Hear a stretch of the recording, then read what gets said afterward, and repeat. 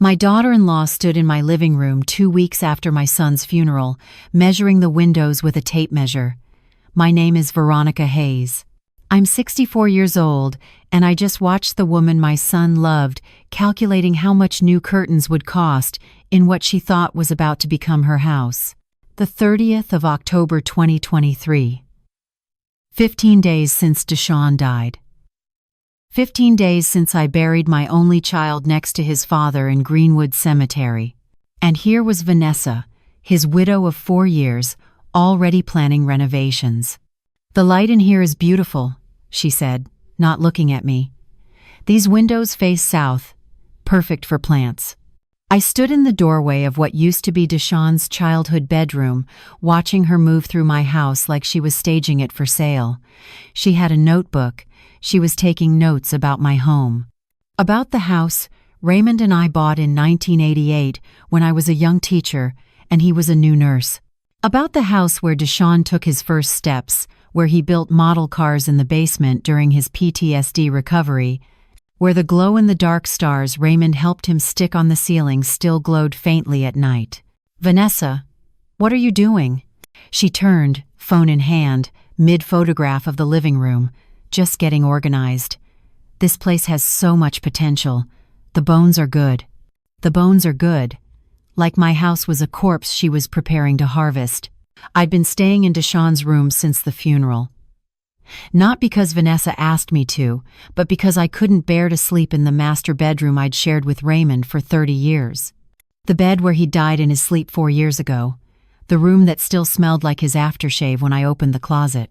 So I slept in Deshaun's twin bed, under the stars Raymond had helped arrange into constellations when Deshaun was 7. Big Dipper, Little Dipper, Orion's Belt. My husband was gone. My son was gone. And the stars were all I had left of the nights when my family was whole. But Vanessa didn't see memories. She saw square footage. The funeral had been October 20th at St. Joseph's Catholic Church. Deshaun had converted when he married Vanessa, trying to find peace after Afghanistan. Father Miguel Santos had spoken beautifully about sacrifice and service, about how Deshaun's Purple Heart represented a life lived for others. I'd paid $7,000 of the $9,500 funeral costs. Vanessa paid $2,500 and seemed resentful about it. During the planning at Miller's funeral home, she'd questioned every expense. "Do we really need the mahogany casket? The oak is $1,200 cheaper." "It's what Deshaun would have wanted," I'd said quietly. "Deshaun's dead. He won't know the difference." That should have been my first warning, but I was drowning in grief, barely functional, teaching myself to breathe through each minute without my son. I didn't have energy to question why his widow was already thinking about cost savings. The medical bills had been devastating. Deshaun's lung cancer diagnosis came in March 2023, 7 months before he died. Stage 4. Inoperable. The doctors at IU Health Methodist gave him 6 to 12 months. He got 7. The treatments cost $180,000 total. Thank God for the VA benefits and insurance. They covered $142,000. But that left $38,000 in deductibles, co-pays, and experimental treatments insurance wouldn't touch. I paid $32,000 of it, money from Raymond's life insurance that I'd been saving for retirement. Money I'd planned to use for travel, for the life Raymond and I were supposed to have after 34 years of me teaching third graders and him working night shifts at Methodist Hospital. Instead, I paid for my son's chemotherapy, for radiation that made him so sick he couldn't stand, for pain medication that let him sleep without screaming from the tumors pressing against his spine. Vanessa paid $6,000, her entire savings, she'd said. I believed her then. I believed a lot of things then. She never once said thank you. Not when I paid the oncology bills. Not when I covered the experimental immunotherapy that bought Deshaun an extra 2 months. Not when I handed the funeral director my credit card because Vanessa said she couldn't cover the full cost. She just expected it. Expected me to sacrifice my retirement, my security, my future, because Deshaun was my son and that's what mothers do. And she was right. That is what mothers do. But daughters-in-law who loved your son are supposed to at least acknowledge the sacrifice. Now she was in my living room, photographing the fireplace where Deshaun's Purple Heart citation hung in a frame next to my wedding photo from 1984. Raymond in his rented tuxedo, me in my mother's altered wedding dress, both of us 28 years old and stupid in love. Vanessa, can I ask what you're doing with all these photos and measurements? She smiled, the same smile she'd worn at the funeral when people told her how sorry they were for her loss. Patient, practiced, pitying. Veronica, we need to talk about the house situation. You know Deshaun and I were planning our future here. He'd want me to be taken care of. The house situation, like my home of 35 years, was a problem to be solved. This is my house, Vanessa. Raymond and I bought it in 1988. Actually, she said, pulling a paper from her notebook, Deshaun's name is on the deed. You added him in 2021. Remember, when he moved back in during the cancer treatments? My stomach dropped. I had added him to the deed. I'd forgotten. He was so sick, and I wanted him to feel secure, to know this house would always be his home no matter what happened. My lawyer had suggested it for estate planning. If anything happened to me while he was battling cancer, he'd get the house immediately without probate delays. But Deshaun died first, and his half of the house went to his wife. Legally, Vanessa continued, her voice still gentle, still patient, I own 50% of this property. Deshaun's will left everything to me. So we need to figure out an arrangement that works for both of us. An arrangement. She wanted to arrange me out of my own home. What kind of arrangement? Well, the house is worth about $340,000 according to Zillow. My half is $170,000. You could buy me out, or we could sell and split the proceeds, or she paused, smile widening, you could rent from me. Pay me $850 a month for your half of the property taxes and maintenance. That way you get to stay, and I get income until I decide what to do long term. She wanted me to pay rent, in the house where I'd raised my son, where my husband died. Where every wall held 35 years of memories she was already calculating how to erase. I need to think about this. Of course, take your time. She packed up her tape measure and notebook. I'm staying at David's place for now. You have my number. David. I'd heard her mention him on the phone a few days ago. Someone from Deshaun's VA support group, she'd said, helping her process the grief. After she left, I sat in Raymond's old recliner, the one he'd sat in every evening after his nursing shifts, and tried to understand what had just happened. My son had been dead for 15 days. His widow was already planning to either evict me or charge me rent. And somewhere in the chaos of grief and medical bills and funeral arrangements, I'd forgotten that I'd made her a co-owner of the only home I had left. That night I lay in Deshaun's bed, staring at the stars Raymond had helped arrange 29 years ago. In the darkness they still glowed, faint but visible. Orion's belt. 3 stars in a row. Raymond used to tell Deshaun that Orion was the hunter, strong, brave, protective. That's going to be you someday, buddy, Raymond would say. You're going to be the man who protects people. And Deshaun had been. He'd protected his Marine unit in Afghanistan. He'd protected me after Raymond died, moving back home to make sure I wasn't alone. He'd even protected Vanessa, working through his PTSD to be a good husband. But who was protecting his memory now? Not his widow. She was already measuring windows and planning renovations and calculating rental income. If I didn't do something, I was going to lose this house. And if I lost this house, I'd lose the last physical place where Deshaun existed, where his childhood lived in the walls, where Raymond's love was built into every mortgage payment we'd made for 30 years. I fell asleep under those glowing stars, and I dreamed about Raymond. He was sitting in his recliner, still in his nurse's scrubs, looking at me with those steady brown eyes. "Ronnie," he said, using the nickname he'd called me for 36 years. "You taught third graders for 34 years. You know how to spot a bully, and you know what you do with bullies." I woke up at 6 a.m. knowing exactly what I had to do. "I need to tell you about this house. Because if you don't understand what it meant to my family, you won't understand why I couldn't just walk away and let Vanessa have it." Raymond and I bought this 3-bedroom ranch in 1988 for $78,000. We were both 32 years old. I was teaching third grade at Washington Elementary School on the east side of Indianapolis. Raymond was working night shifts in the ICU at Methodist Hospital. We'd been married 4 years and had just found out I was pregnant with Deshawn. The house was nothing special. Beige siding, small front porch, a backyard barely big enough for a swing set, but it was ours. Our first real home after years in cramped apartments where the neighbors complained if we played music after 9 p.m. Deshawn was born in January 1989.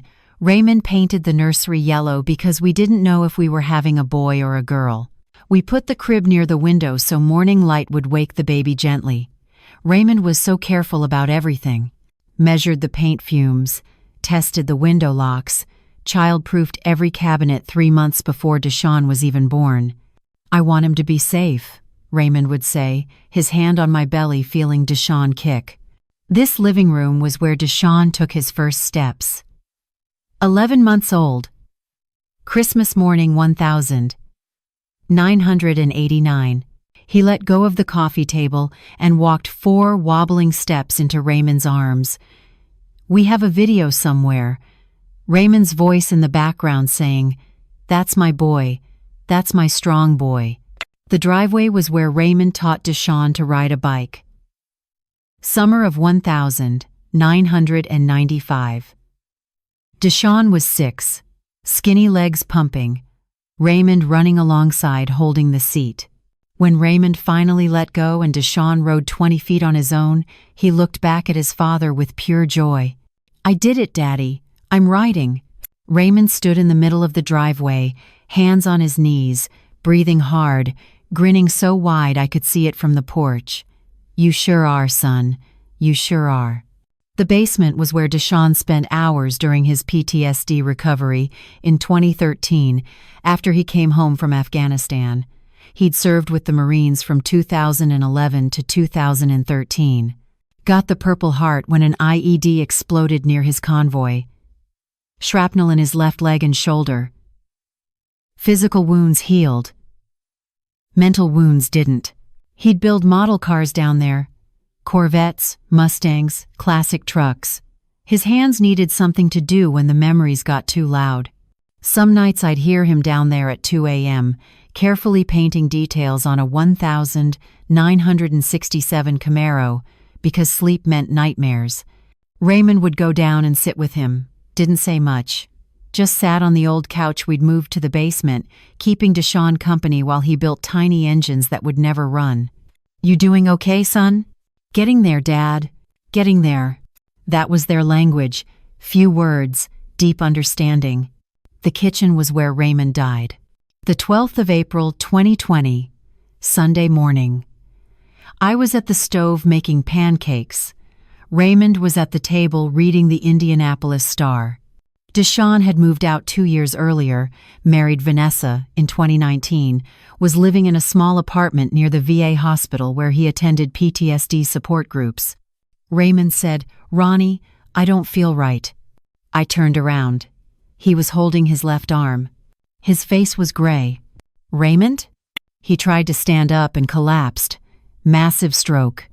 The paramedics said he was probably gone before he hit the floor, dead at 62. 36 years of marriage ended between pancakes and coffee. After Raymond died, Deshawn moved back in. Not because I asked, because he needed to. The PTSD had gotten worse during COVID. The isolation, the constant news about death, it triggered something in him. The VA therapist said being useful would help more than medication. So he moved into his childhood bedroom, back under the glow in the dark stars, back to the house where he felt safe. He helped me with things around the house, fixed the leaky faucet in the bathroom, replaced the furnace filter every month, mowed the lawn every Saturday. Small tasks that made him feel like he was taking care of someone instead of being taken care of. That's when he met Vanessa again. She was a physical therapist who volunteered at the VA. They'd met briefly in 2018 at a support group, but she'd been dating someone else then. In 2019, they reconnected. She understood veterans, she said. Understood trauma. They got married in June 2019 at St. Joseph's. Small ceremony, 30 people. Vanessa wore a simple white dress. Deshaun wore his Marine Corps dress uniform. Raymond and I walked him down the aisle together. I liked Vanessa then. She seemed kind, patient with Deshaun's bad days, understanding when he needed space. She worked full-time as a physical therapist, made decent money, was building a career. They moved into a small apartment near Broad Ripple. Deshaun got a job at a manufacturing plant. Things seemed stable. For 2 years, things seemed good. Then came March 2023, the diagnosis. Deshaun called me from the doctor's office. I could hear it in his voice before he said the words. "Mom, it's cancer. Stage 4 lung cancer. Doctor says 6 to 12 months. My son was 34 years old.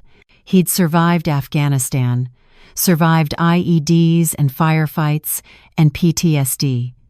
And cancer was going to kill him in less than a year. Come home, I said. Both of you, come home." They moved back in April 2023. Deshaun's old room, the room where he'd played with action figures and studied for history tests and built model cars to quiet his mind. He came home to die in the room where he'd learned to live. That's when I added him to the house deed. My lawyer, Patricia Wu, suggested it. "Veronica, if something happens to you while Deshaun is sick, the house will go through probate, could take months. Add him to the deed now. That way if you die first, he gets it immediately. He and Vanessa will have security." It made sense. I was 63, he was 34. Statistically, I'd die first. And I wanted Deshaun to know this house would always be his, that he'd always have a place to feel safe. So in June 2021, I added his name, Veronica Hayes and Deshaun Hayes, joint tenants with right of survivorship, 50-50 ownership. I never imagined he'd die before me. Never imagined his half would go to Vanessa. Never imagined that my attempt to give my dying son security would become the weapon his widow used to threaten my home. The 7 months of Deshaun's illness were hell. Chemotherapy that made him so sick he couldn't eat. Radiation treatments that burned his skin. Experimental immunotherapy that cost $8,000 that insurance wouldn't cover. I paid for all of it, drained Raymond's life insurance money. The $85,000 that was supposed to fund my retirement, supposed to let me travel and finally see the ocean and maybe take a cruise. Instead, it paid for medicine that bought my son 2 extra months of agony. Vanessa was stressed. I understood that. She was 32, watching her husband die slowly. She kept working, kept up with her therapy patients, kept showing up. I gave her credit for that. But I started noticing things.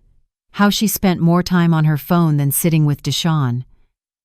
How she'd leave the house for hours, saying she needed air, needed space. How she never helped with the medical decisions, just nodded when I told her what the doctors recommended. "Whatever you think is best, Veronica. You're his mother. You know him better than anyone." At first, I thought she was deferring to me out of respect. Later, I realized she was abdicating responsibility, letting me make the hard decisions, letting me pay the bills, letting me sit with Deshaun during the worst nights while she slept in the guest room because I have to work tomorrow and I need rest. Deshaun died the 15th of October 2023 at 6:30 p.m. I was holding his hand. Vanessa was at work. She got home 45 minutes later, saw he was gone, and cried for 10 minutes. Then she started making phone calls about funeral arrangements. Now, 2 weeks later, she was measuring windows and calculating rental income on the house where my son had just died.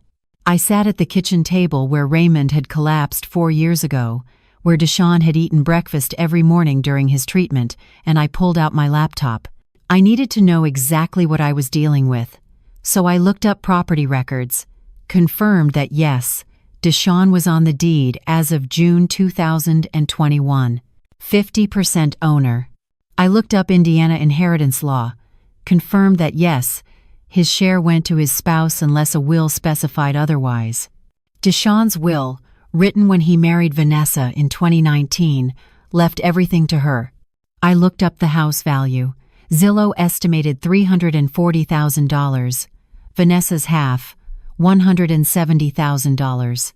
I checked my bank account. Raymond's life insurance money. After paying Deshaun's medical bills, $18,000 left.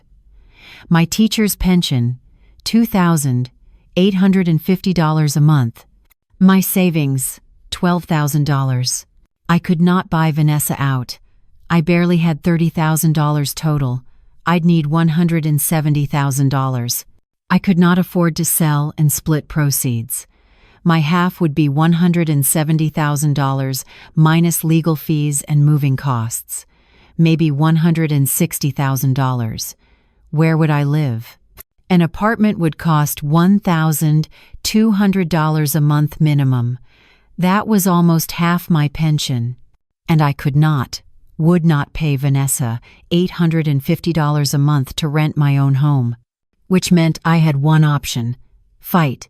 I didn't know how yet, but I knew I wasn't giving up the house where I'd raised my son without a battle. Raymond had always said I was tougher than I looked. You taught third graders for 34 years, Ronnie. You survived parent-teacher conferences. You can survive anything.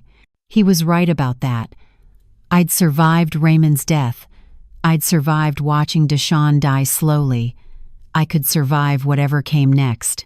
December came cold and early. 6 weeks after Deshaun's funeral.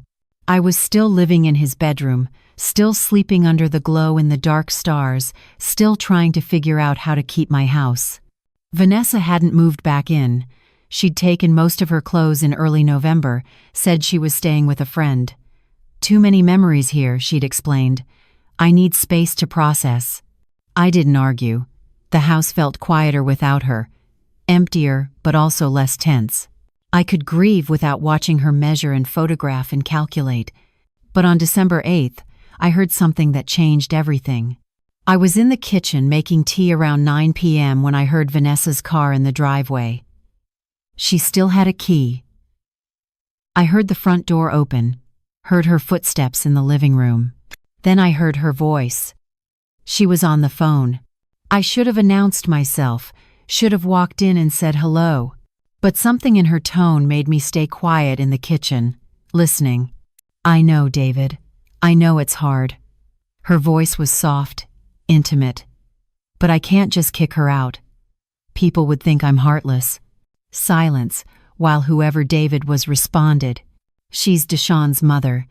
If I push too hard, too fast, it looks bad. The Marine Corps families are still watching. I have to be careful. More silence. The house is worth $340,000. My lawyer says I can force a partition sale if she won't buy me out. But that takes time. 6 months, maybe more. My hand tightened on my teacup. No, she can't afford to buy me out. She spent everything on Deshaun's medical bills. She's living on a teacher's pension, $2,850 a month. She's broke. I wasn't broke, but I wasn't $170,000 rich either. I'm staying with you for now because I need the support, Vanessa continued. Deshaun's only been gone 6 weeks. I'm grieving too. The way she said it, performative, like she was rehearsing lines. I know we need to be careful about how this looks. But David, I can't keep pretending forever. At some point, people need to know I'm moving on, that I deserve happiness too. Moving on, 6 weeks after my son died, and she was already talking about moving on. The GoFundMe helped. $11,000. $400. That covers me for a few months, while we figure out the house situation. GoFundMe? What GoFundMe? I had to do something. The medical bills were overwhelming. That was a lie. I'd paid $32,000 of the $38,000. Vanessa had paid $6,000. There were no overwhelming bills left. People were generous. They understand what it's like to lose someone young, a veteran, Purple Heart recipient. People want to help military widows. She was using Deshawn's service, using his Purple Heart, using people's sympathy to raise money she didn't need. I'll come by tomorrow to pick up more of my things. No, she won't ask questions. She's too lost in grief to notice anything. The old woman barely leaves Deshawn's bedroom. Old woman. That's what I was to her now. She hung up. I heard her walk down the hallway to the master bedroom, heard drawers opening, heard her gathering items.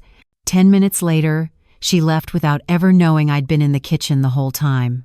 After her car pulled away, I sat at the kitchen table in the dark. David. A man I'd never met. Someone she was staying with. Someone she was talking to about moving on 6 weeks after Deshawn died. And a GoFundMe campaign I knew nothing about. I opened my laptop and searched. Vanessa Torres GoFundMe Deshawn Hayes. It came up immediately. The page had a photo of Deshawn in his Marine Corps uniform, the same photo we'd used at his funeral. Below it, Vanessa's words.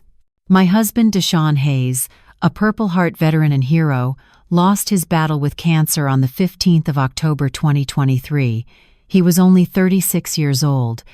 The medical bills have been overwhelming, and I'm struggling to keep up with basic expenses while grieving the love of my life.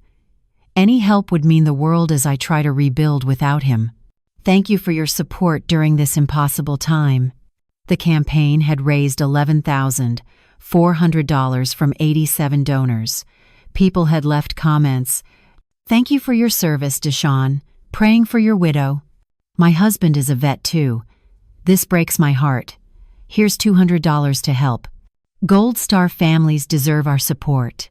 God bless you. I read every comment. 87 people who thought they were helping a struggling military widow. 87 people who didn't know that I'd paid almost all the medical bills. That Vanessa had a full-time job making $68,000 a year. That the overwhelming expenses were a lie. She'd raised $11,400 on my son's death, on his service, on his sacrifice. And she was using that money to fund her new life with someone named David. I sat there until midnight, staring at Deshawn's photo on the GoFundMe page. His smile, his uniform, his Purple Heart citation, visible in the photo background. My son had given everything for this country, had come home with shrapnel in his body and nightmares in his mind, had fought cancer with the same courage he'd shown in Afghanistan. And his widow was selling his memory for $11,400 to 87 strangers who thought they were helping. I'd been trying to figure out how to fight for my house, trying to understand how to battle Vanessa legally, financially, strategically, but now I understood something else. This wasn't about the house anymore. This was about protecting Deshawn's memory from someone who saw it as nothing more than a fundraising opportunity. I pulled out my phone and called Patricia Wu, my lawyer. It was late, but I left a message. Patricia, it's Veronica Hayes. I need to see you as soon as possible. It's about my daughter-in-law. And I think she's been committing fraud. Patricia Wu's office was in a modest building downtown, 3rd floor, overlooking Monument Circle. I'd been there twice before, once when Raymond died, to help with his estate. Once in 2021, when I added Deshawn to the house deed. Now I was back, 3 days before Christmas 2023, with printouts of Vanessa's GoFundMe page and a recording on my phone of the conversation I'd overheard. Patricia was 52, Korean American, sharp-eyed and direct. She'd been practicing family law for 20 years. She didn't waste words. Veronica, before we go further, I need to ask, do you want to press criminal charges against Vanessa, Or do you want to focus on protecting your property? I don't know yet. Can you tell me what we're dealing with? She reviewed the GoFundMe printouts, read the campaign description, looked at the donation amounts, pulled up Indiana fraud statutes on her computer. The GoFundMe itself is legally gray. She claimed medical bills were overwhelming. That's subjective. She did pay some expenses. $6,000 toward treatment, $2,500 toward the funeral. She could argue she was overwhelmed by those costs, even though you covered most of it. But she raised $11,400 claiming she was struggling. She makes $68,000 a year as a physical therapist, which she could argue was reduced during Deshawn's illness if she took time off. Did she? I thought about it. Some, maybe a few days here and there. Then it's hard to prove fraud. Misrepresentation maybe, but not criminal fraud. The donors gave willingly based on her stated need. Courts are reluctant to second-guess charitable giving unless there's clear deception. My stomach sank. So she gets away with it? I didn't say that. I said criminal charges would be difficult, but civil remedies exist. Donors could demand refunds if they felt misled. The platform could investigate if complaints are filed. And public exposure can have consequences even without legal action. She pulled up the property records next, confirmed what I already knew. Veronica Hayes and Deshawn Hayes, joint tenants, 50-50 ownership. Deshawn's share transferred to Vanessa upon his death per his will. Here's your situation. Vanessa owns half this house legally. You have 3 options. 1. Buy her out for approximately $170,000. Do you have that? No. Maybe $30,000 total between savings and what's left of Raymond's insurance. Option 2. You sell the house, split proceeds, both walk away.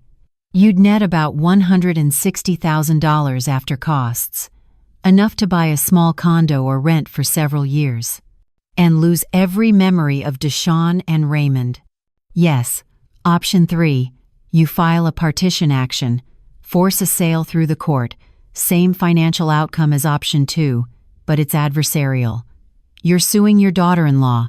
Costs $10,000 to $15,000 in legal fees, takes 6 to 9 months, and it makes family relationships impossible going forward. We don't have a family relationship. We have a legal dispute. Patricia leaned back. Veronica, I need to be honest with you. Vanessa will paint herself as the grieving widow. Young woman, lost her veteran husband, struggling with bills. You'll be the controlling mother-in-law trying to steal her inheritance. Some people will believe her. Let them. I know the truth. The truth is, you added Deshawn to the deed voluntarily. The truth is, his will left his assets to his wife, which is normal. The truth is, she's legally entitled to half this house. A judge will see that. So I lose. In the partition sale, you both lose. The house sells, probably for less than market value because it's a forced sale. You split what's left after fees. She gets money but loses the family home. You get money but lose your son's childhood bedroom. Nobody wins. I looked out her window at Monument Circle.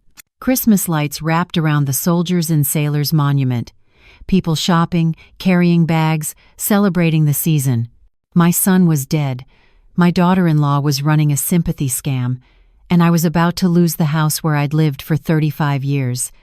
What if I can prove she's not the grieving widow she claims to be? What if she's already moved on with another man? Patricia's expression didn't change. That's morally questionable but legally irrelevant. Indiana is a no-fault state. Her personal life doesn't affect property rights unless you're suggesting fraud related to the house specifically. She told someone on the phone she's waiting to force me out. That she's being patient about it because it would look bad to push too hard right after Deshawn died. That's strategy, not fraud. Vanessa's allowed to have a strategy. I felt the walls closing in.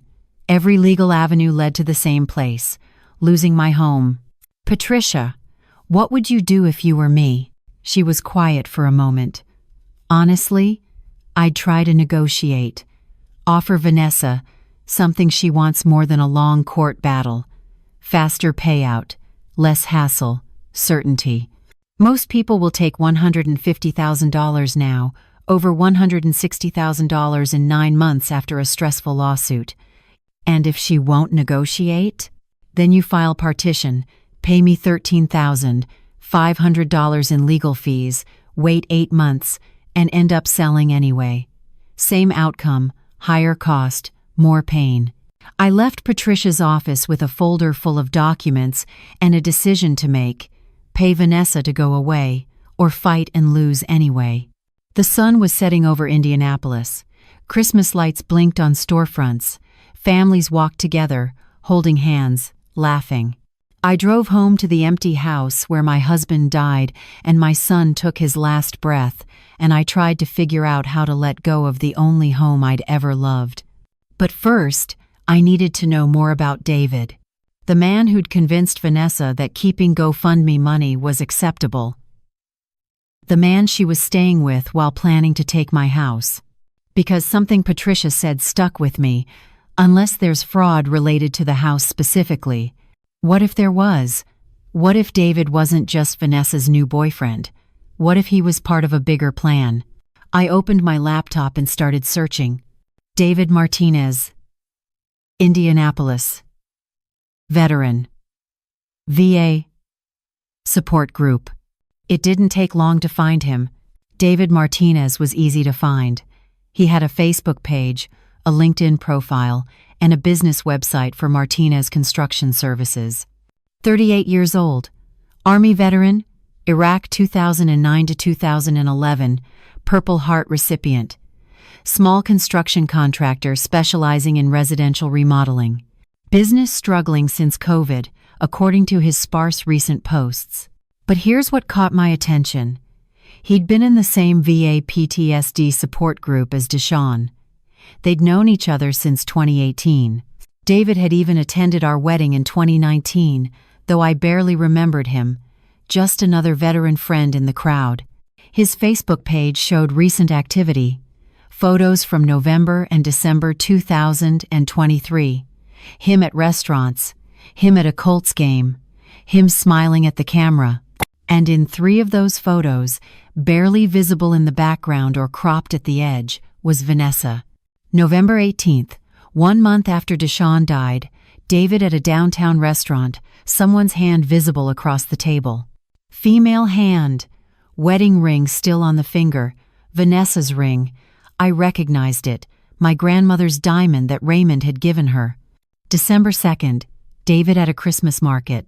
Someone next to him, face turned away, but I recognized Vanessa's coat.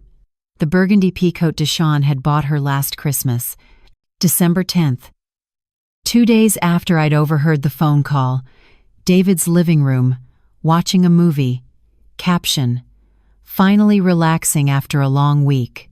In the reflection of the TV screen, barely visible, a woman sitting next to him on the couch. They weren't just talking, they were together, living together, from what I could tell. I kept digging. Found David's business page. Martinez Construction had good reviews through 2019. Then COVID hit. Posts became sparse. In 2022, he'd posted about rebuilding after tough times. In 2023, almost nothing. His LinkedIn showed his business revenue. He'd marked it as $50,000 to $100,000 annually. That was struggling. That was barely surviving.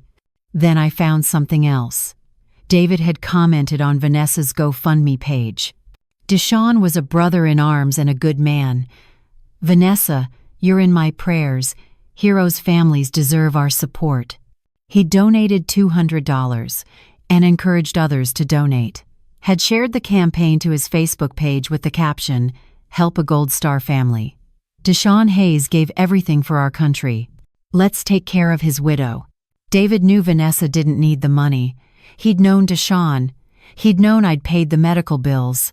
He'd been at the house during treatments, had seen me writing checks, had heard conversations about costs, but he'd still promoted the GoFundMe, still encouraged people to donate to a widow who was already staying at his apartment. Why? I sat back and thought about what Patricia had said, unless there's fraud related to the house specifically. What if the GoFundMe wasn't just about raising money for Vanessa? What if it was about building a narrative? Poor struggling widow, overwhelmed by medical debt, deserves community support. That narrative made it easier to claim she needed her half of the house, made it harder for people to question why she wasn't being more generous with her mother-in-law, made me look unreasonable if I fought her. And David was helping build that narrative.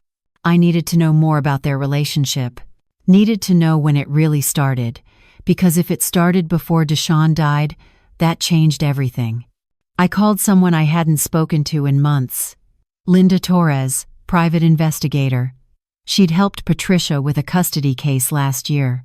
Patricia had mentioned her as someone who could find information when people wanted to hide it. Linda answered on the second ring. Torres Investigations.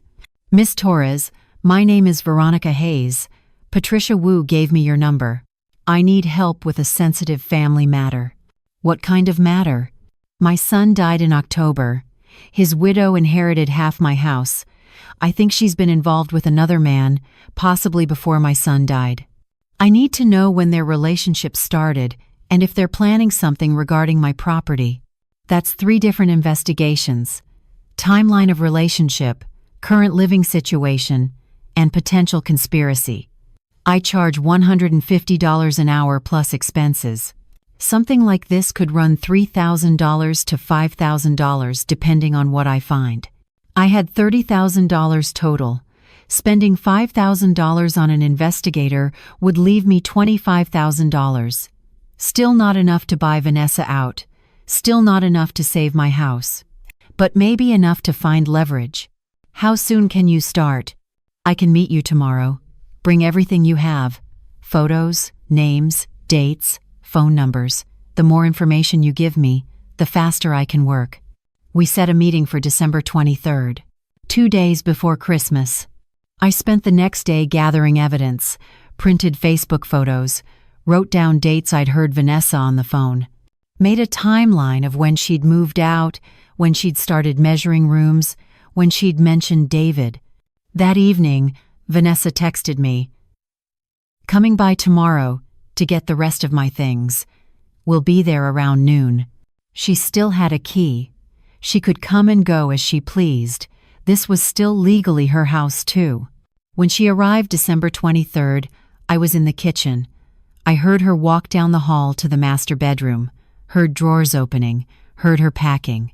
After 20 minutes, she came into the kitchen. She looked tired, thinner than she'd been at the funeral, dark circles under her eyes. "Veronica, we need to talk." "About what?" "About the house. My lawyer says we need to make a decision.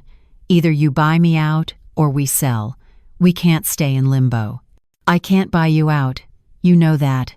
"Then we need to sell. I've already talked to a realtor. She thinks we can get $340,000 if we list in January. That's $170,000 each after costs." "Each? Like we were partners. Like she hadn't moved in 6 weeks ago married to my son. What if I need more time?" "Time for what? You don't have $170,000. You won't have it next month either." "Veronica, I know this is hard, but Deshawn would want both of us to move forward. Deshawn would want his mother to have a home. Deshawn left me his half of this house.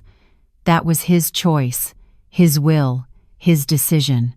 I'm just honoring what he wanted." She sounded so reasonable, so patient, like she was the mature one and I was the difficult old woman refusing to accept reality. "I'll think about it." "Don't think too long. My lawyer can file a partition action if necessary, force the sale. It'll cost both of us more money and take longer, but the outcome is the same. Better to do this cooperatively." After she left, I sat in Deshawn's room under the glow in the dark stars and cried. I was going to lose this house. Patricia was right. Linda Torres might find information, but it probably wouldn't change the legal reality. Vanessa owned half. She could force a sale. I couldn't stop her. All I could do was make sure people knew the truth about who she really was. Linda Torres showed up at my house on the 4th of January 2024 with a folder full of findings. She was mid-42s. Latina. Efficient and direct. She'd spent 2 weeks following Vanessa and David, reviewing social media, interviewing people at the VA support group. Mrs. Hayes, let me start with what I found, then we'll discuss what it means legally. She spread photos across my kitchen table. Vanessa, entering David's apartment building November 12th. Vanessa and David at a restaurant November 18th, sitting close, holding hands. David's truck parked overnight at his apartment every night for the past month. Vanessa's car parked beside it most nights. They're living together.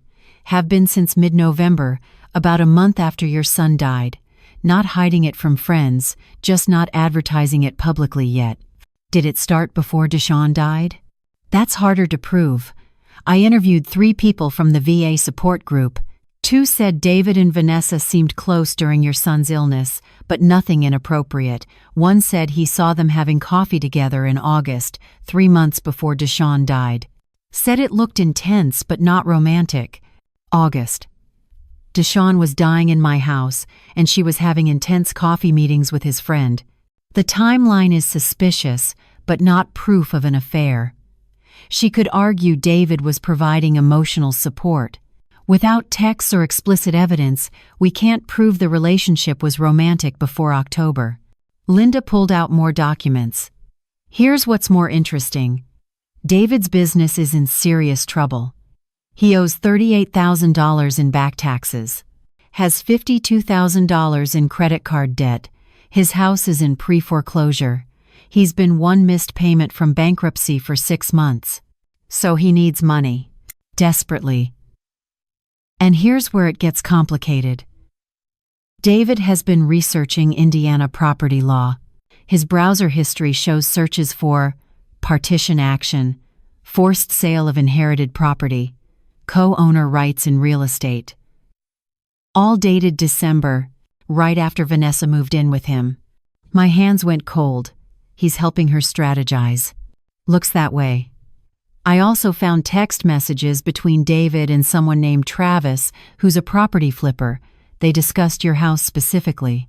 Square footage, estimated value, potential resale after minor renovations. Travis offered David a $5,000 finder's fee if he could connect him with the property. So, David wants Vanessa to force the sale, then sell to his flipper friend for a fee. That's what it looks like. Can I prove it in court? Harder, but it establishes motive and pattern. Linda showed me the last piece, bank records she'd obtained through her investigator's license. Vanessa's account showed the $11,400 GoFundMe deposit in late October. By December, $4,200 was gone. Withdrawn in cash, no paper trail. She kept $4,200 from the fundraiser after legitimate expenses were paid. Most people donated thinking she couldn't pay bills. But she used that money for living expenses while staying with David rent-free. Can we prove fraud? Gray area again. She did have expenses, but the donors believed they were helping someone struggling. When they find out she was already living with a boyfriend and planning to profit from selling her mother-in-law's house, some might feel misled. What do I do with this information? Linda leaned back. That's not my call. But here's reality. Legally, Vanessa still owns half your house. Nothing I found changes that. David researching partition law isn't illegal. Vanessa moving on with another man isn't illegal. Even the GoFundMe, while morally questionable, probably isn't criminal fraud. So I still lose my house. Probably. But information has value even when it's not legally actionable. If Vanessa files partition, she'll portray herself as the struggling young widow. These findings complicate that narrative. After Linda left, I sat with her folder for hours. Photos of Vanessa and David smiling, browser histories showing David researching how to force me out of my home, text messages about finder's fees and property flips. My son had been dead for 11 weeks. His widow had moved on with his friend. They were planning to sell my house and profit from it. And they'd used Deshawn's death in service to raise money they didn't need from people who thought they were helping. On January 8th, I filed the partition action with Patricia's help. It cost $2,500 up front, with another $11,000 estimated in legal fees over the next several months. Vanessa was served papers on January 12th. She called me that evening, furious. "Veronica, what are you doing? We could have worked this out. Now you're forcing a lawsuit? You gave me no choice. You demanded I buy you out for money I don't have or sell my home. You left me nothing. I left you the option to negotiate, but you hired a private investigator to follow me? Patricia's filing mentions a surveillance report. That's harassment. You're living with David Martinez. Were you with him before Deshawn died?" Silence. Then, "I don't have to answer that. My personal life is none of your business. It is when you're using my son's death to raise money you don't need, and planning to sell his childhood home to David's property flipper friend for a finder's fee. You're paranoid. David is helping me through grief. That's what friends do. Friends don't research partition actions and text property flippers about your house." Another silence, longer this time. "I don't know what lies that investigator told you, but I have a right to my inheritance. Deshawn left me half this house. I'm entitled to it." "You're entitled legally. That doesn't make it right." "Right? You added Deshawn to the deed. You made him a co-owner. That was your choice. Now you're mad about the consequences? That's not my problem." She hung up. The legal battle had begun. Patricia estimated 6 to 8 months before a forced sale. 6 to 8 months of depositions, court filings, and mounting legal fees. 6 to 8 months watching my savings drain, while Vanessa and David waited for their payday. I spent my days teaching myself to accept what was coming. The house would sell. I'd get $157,500, maybe less. I'd move to an apartment. Take Deshawn's Purple Heart, some photos, a few small items. The glow-in-the-dark stars would be painted over by whoever bought the house. Deshawn's bedroom would become someone else's office or nursery. The kitchen where Raymond died would be remodeled. The backyard where we'd celebrated Deshawn's return from Afghanistan would host some other family's barbecues. Every physical space where my family had existed would be erased. But I'd have documentation. Linda's report. The GoFundMe evidence. The timeline of David and Vanessa's relationship. The proof that Vanessa wasn't the grieving widow she pretended to be. I didn't know yet what I'd do with that proof, but I knew I wouldn't let her rewrite Deshawn's story. My son deserved better than to be remembered as the dead veteran whose widow ran a sympathy scam and sold his childhood home for profit. Even if I lost the house, I wouldn't let her steal his memory too. The legal battle dragged through winter and into spring. January, February, March, April. Depositions, document requests, court filings. Patricia's bills arrived monthly. $2,200 in February. $2,800 in March. $3,100 in April. By May 2024, I'd spent $11,600 in legal fees with more coming. My savings dropped from $30,000 to $18,400. My teacher's pension of $2,850 a month covered basic expenses, but the legal costs were bleeding me dry. Vanessa's attorney, a sharp woman named Rachel Simmons, portrayed her exactly as Patricia had predicted.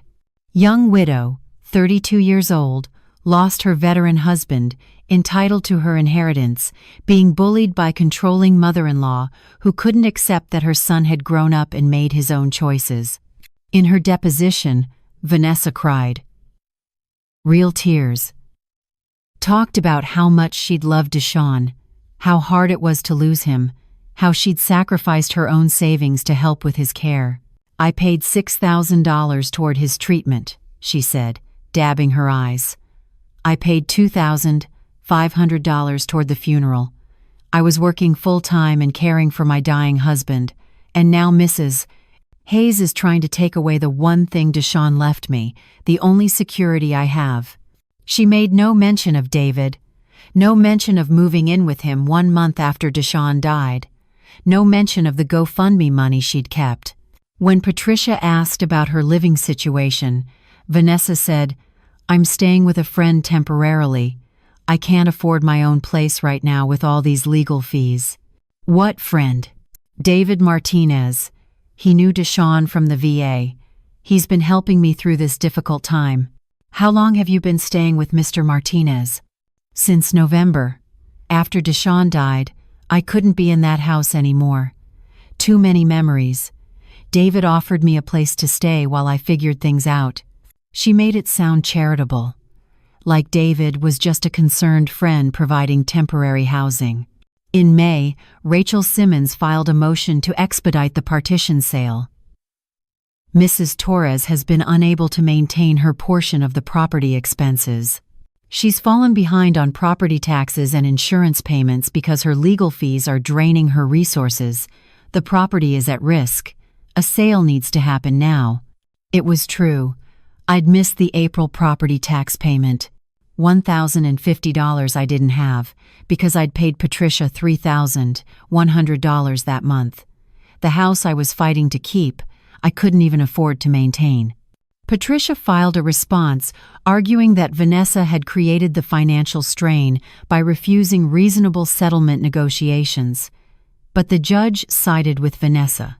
The court orders the property to be listed for sale no later than the 1st of June 2024. Proceeds will be split equally between parties after costs and fees. This partition is granted. June unst. We had to list the house. Patricia found a realtor. Nice woman named Susan Chen, who specialized in estate sales. She walked through the house in early June, took notes, asked questions. With updates, this could get $360,000, as is, probably $340,000, maybe $335,000 depending on inspection issues. How long to sell? In this market, maybe 60 to 90 days. You'll get offers, but buyers will want concessions for the roof, the HVAC, the kitchen appliances. Plan on $320,000 to $330,000 final sale price. After realtor fees, closing costs, and outstanding property taxes, we'd net about $315,000. Split 2 ways, $157,500 each. I'd paid $78,000 for this house in 1988.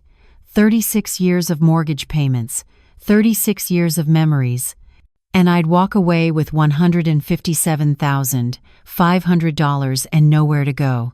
The house went on the market the 8th of June 2024. Susan held an open house that Sunday. 15 people walked through.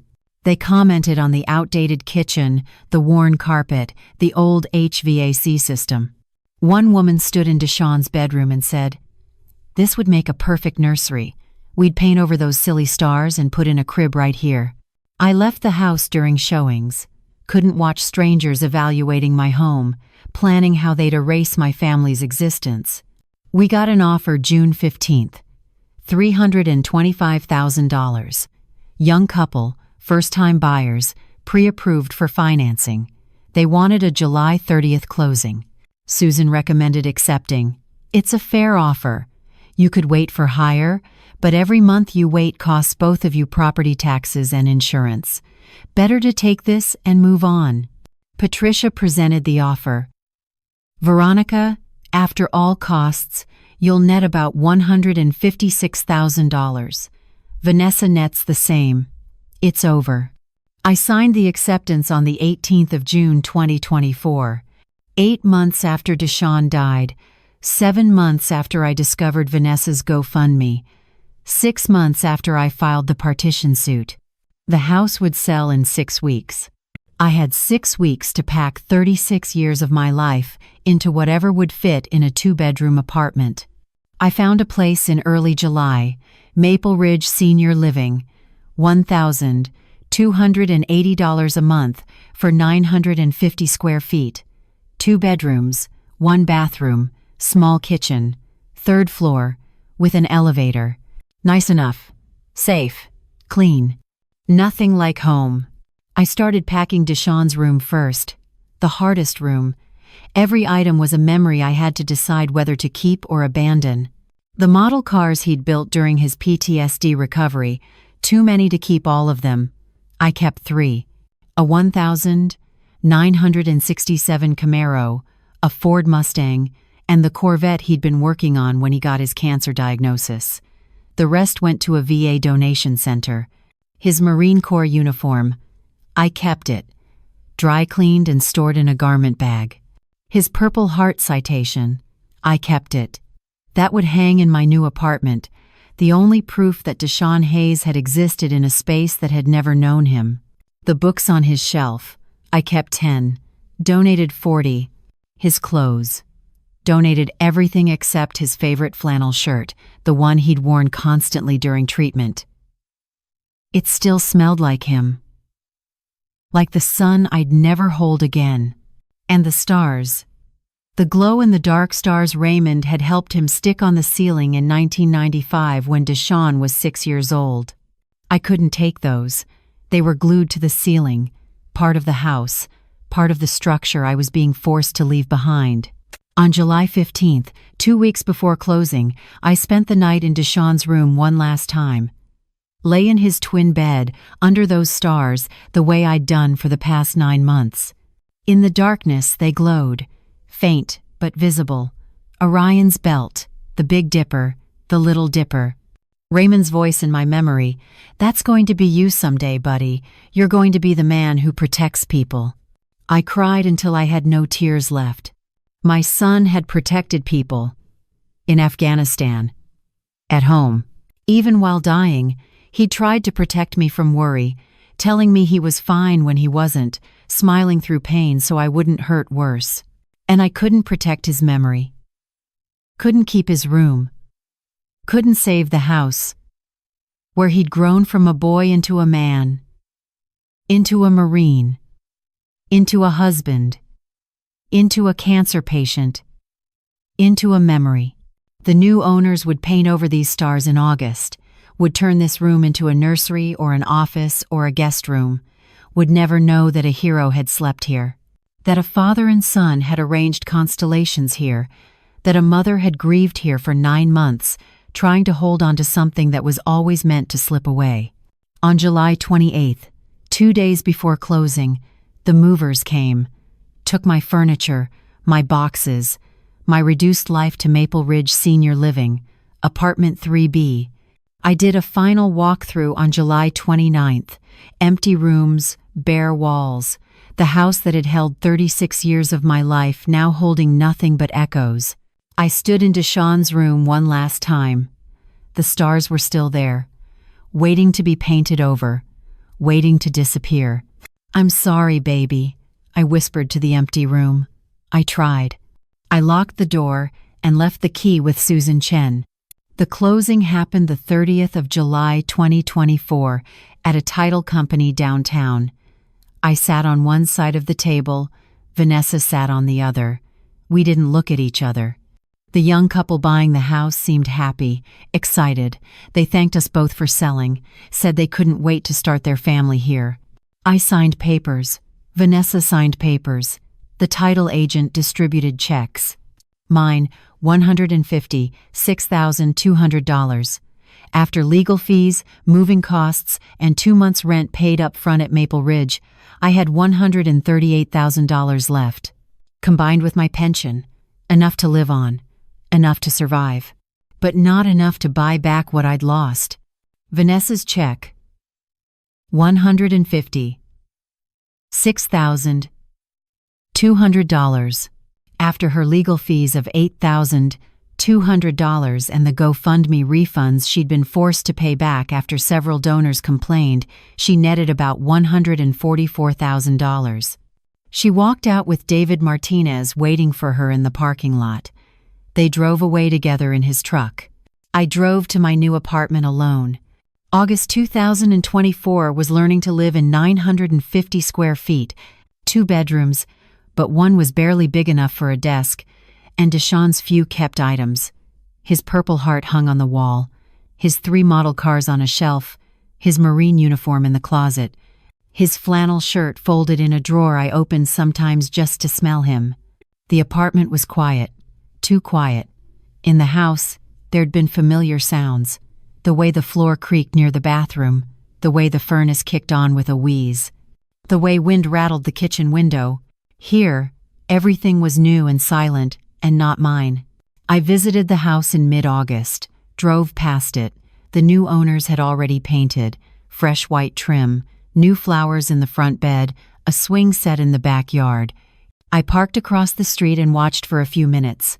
Saw the young woman come outside with a baby carrier, saw her husband working on the porch railing, saw them living the life Raymond and I had lived 36 years ago. I wondered if they'd painted over the stars yet. September brought a routine. Coffee on my small balcony overlooking the parking lot, breakfast alone, morning walks around the apartment complex, afternoons reading or watching TV, evening calls with old teacher friends who asked how I was doing and accepted my lies that I was fine. Father Miguel Santos from Street Joseph's visited once a month. Sat in my small living room, drank tea, never pushed me to talk but was there when I wanted to. "Grief has no timeline, Veronica," he said in October. "A year isn't enough. 2 years isn't enough. It takes what it takes. I lost my house. You lost the building. But Raymond and Deshawn, they're not in that building anymore. They're here." He touched his chest, where buildings can't reach. It was meant to be comforting. It wasn't. But I appreciated him trying. In November, Linda Torres called with an update I hadn't requested. "Thought you'd want to know. Vanessa and David broke up. He left her in September. Took $12,000 from their joint account and moved to Louisville. She's living in a small apartment near Broad Ripple, working at a different therapy clinic because the old one let her go." Why did they let her go? 3 patients requested different therapists after they found out about the GoFundMe situation. Clinic couldn't afford to lose clients. They suggested she find work elsewhere. So Vanessa had gotten consequences after all. Not criminal charges, not public destruction. Just the slow social cost of people knowing who she really was. "Is she okay?" Linda paused. "Why do you care?" "Because she was my daughter-in-law for 4 years. Because she sat with Deshawn during some of his treatments. Because before the end, she loved him, I think. She's surviving, working, alone, probably wondering if $144,000 was worth losing everyone." December came cold. Christmas lights went up around Maple Ridge. The management put a tree in the lobby. Residents gathered for a holiday party I didn't attend. On Christmas Eve, I visited Raymond and Deshawn's graves at Greenwood Cemetery, brought flowers for both, stood in the cold and talked to them. "Raymond, I lost the house. I'm sorry. I tried to keep it. Tried to keep Deshawn's room the way you both left it, but she had the law on her side, and I couldn't fight that." The wind blew through the cemetery trees. No answer. Just cold and silence, and the weight of loss that never really lifts. "Deshawn, baby, I hope you understand. I did everything I could. Paid your medical bills. Gave you my savings. Fought for your home. But in the end, Vanessa had rights I couldn't overcome. The house is gone. Those stars you and Dad put up, they're painted over now. But I remember them. I'll always remember." I stayed until my hands went numb from cold. Then I drove back to Maple Ridge, apartment 3B, the space that was shelter but not home. January 25, 15 months after Deshawn died. I'd been in the apartment 6 months. I joined a book club at the complex, made acquaintance with a few other widows, started volunteering 1 day a week at the elementary school where I used to teach, reading to third graders who didn't know Mrs. Hayes used to be their teacher 30 years ago. My life had shape now, structure. I woke up, filled hours, went to sleep, repeated. This wasn't the retirement Raymond and I had planned. We were supposed to travel, see the ocean, take a cruise, spend time with grandchildren we'd hoped Deshawn would give us. Instead, I had 950 square feet, $138,000 in savings, a $2,850 monthly pension, and memories of a family that didn't exist anymore. I saw Vanessa once in late January at a Kroger. We both froze, made eye contact across the produce section. She looked tired, older, alone. I nodded. She nodded back. We both turned away. There was nothing left to say. The legal battle was over. The house was sold. David was gone. Deshawn was dead. Raymond was dead. We were both just women who'd lost things we couldn't get back, trying to figure out how to live with what remained. Some nights, I'd lie in my small bedroom and close my eyes and try to remember the glow in the dark stars. Orion's Belt. The Big Dipper. The constellations Raymond and Deshawn had arranged in 1995 when the world still made sense. I couldn't see them anymore. They'd been painted over in a house I no longer owned in a room that belonged to someone else's child now. But I remembered them. And memory, I was learning, was the only house that couldn't be taken away. It wasn't enough. But it was all I had left. I was 64 years old. My husband was dead. My son was dead. My home was gone. My daughter-in-law had walked away with half the value of my life. And I was still here. Still breathing. Still trying to figure out what comes after loss this deep. This wasn't the story I wanted to tell. It wasn't a story about justice or revenge or satisfying endings. It was a story about what happens when love isn't enough to protect what matters. When legal rights override moral wrongs. When grief doesn't make you stronger, just forces you to keep living anyway. Deshawn's purple heart still hung on my wall. That was something. Not much, but something. I'd survived Raymond's death. I'd survived Deshawn's death. I'd survived losing my home. I'd survived this too. Not happily. Not peacefully. But survival isn't about happiness. It's just about continuing. And I continued. Day by day. In an apartment that wasn't home. With memories that houses couldn't hold. With a family that existed only in the past. Some battles you lose before you even start fighting. But you fight anyway. Because the alternative is giving up. And mothers don't give up. Even when everything is already gone. That is Veronica Hayes' story. Now I want to hear from you. Where are you watching this from? What city?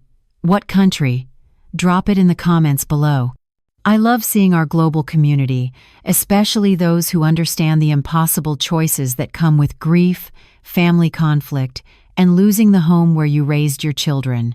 Real question. If you were Veronica, would you have fought the partition suit? Spent $13,500 in legal fees knowing you'd probably lose anyway? Or would you have negotiated with Vanessa early, taken less money but avoided the 8-month legal battle? Tell me in the comments. Hit that like button if this story made you think about the unintended consequences of estate planning. Share it if you know someone navigating property disputes with family members. Someone who's learned the hard way that adding family to deeds can backfire catastrophically. And subscribe for more real stories about grief, property battles, family betrayal, and the devastating reality that sometimes doing the right thing for the right reasons leads to losing everything anyway. Drop your take in the comments. I read every single one. Sometimes that's all there is. Not redemption, not revenge, just continuation. Just surviving what you can't change and trying to find meaning in what remains. See you in the next video.